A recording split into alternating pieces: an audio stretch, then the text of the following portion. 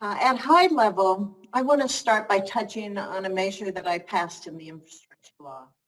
It would create a unified mapping tool for broadband funding, known formally as the Broadband Deployment Locations Map. The purpose of this new map is to combine data and identify where each federal agency awards funds for broadband deployment projects.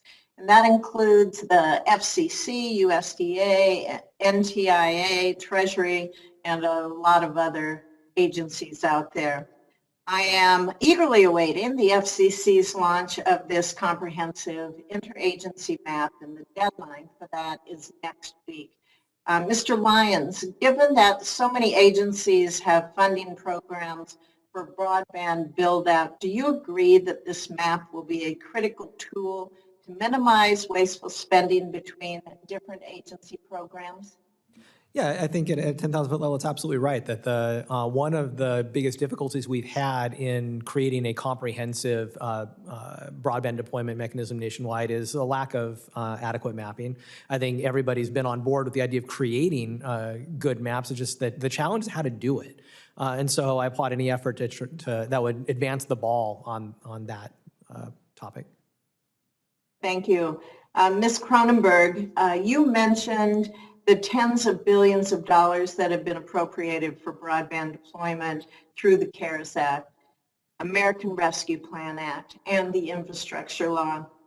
Do you believe interagency coordination through the Deployment Locations Map would help ensure that all of this taxpayer funding is maximized so that we are extending networks to as many households as possible? Yes, so much. And thank you for your leadership on this issue. We think it is critical for us to be able to evaluate the areas that are getting the funding, who is getting it, and which locations still need service. We have one more recommendation, and that is it would be great to have this new map also overlay with the national broadband map that the commission has that shows the unserved and underserved locations. I know they're working hard to meet the deadline next week, and as soon as they're done and they have the maps ready to go for the June 30th, we'd love to see them go another step further so that we can see an overlay of the programs that are being funded with the unserved and underserved map. Thank you. Yeah, that is a great idea. My focus has been, and the focus of the law is that unserved areas need to be prioritized, and so it is extremely important that we have that information, that companies have that information as well. Mr. Law, it is so good to see you again. Do you think that having this centralized map up and running on time also would prevent the risk that your networks could be overbuilt by other agencies' broadband programs? Thank you, Senator Fischer. I agree 100%. I think that type of coordination is absolutely vital as we move forward.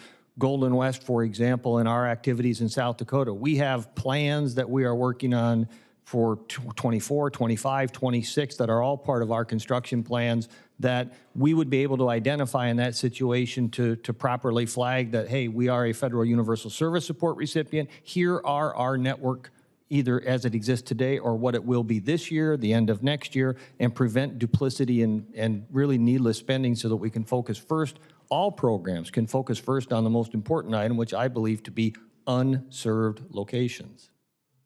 Totally agree with you, totally agree. And as you know, the Universal Service Fund makes valuable investments in networks in rural high-cost areas that otherwise it just wouldn't be commercially viable to serve those. I know that you mentioned the successes of ACAM and CAF broadband loop support in sustaining reliable broadband in deeply rural areas such as farms, ranches, homes, businesses that are found all across America. In terms of the proposed rulemaking pending before the FCC to extend support for these two high-cost funding mechanisms, could you explain how it would help preserve the Universal Service Fund investments into the future? Thank you. Yes, I think a couple of things. I think it would both I'll say, reset for those companies the necessary speed requirements to bring them, I'll say, more up to date, both in alignment with other programs as well as based on customer demands from when those CAF BLS and the ACAM programs were began in 2018. The other is you touched on the sustainability in terms of the networks that are built and designed utilizing those funds. I think we have a laudable track record over the last 20 years, and I'm confident small rural providers, including Golden West, those in Nebraska, have a great track record of showing that those networks will stand the test of time.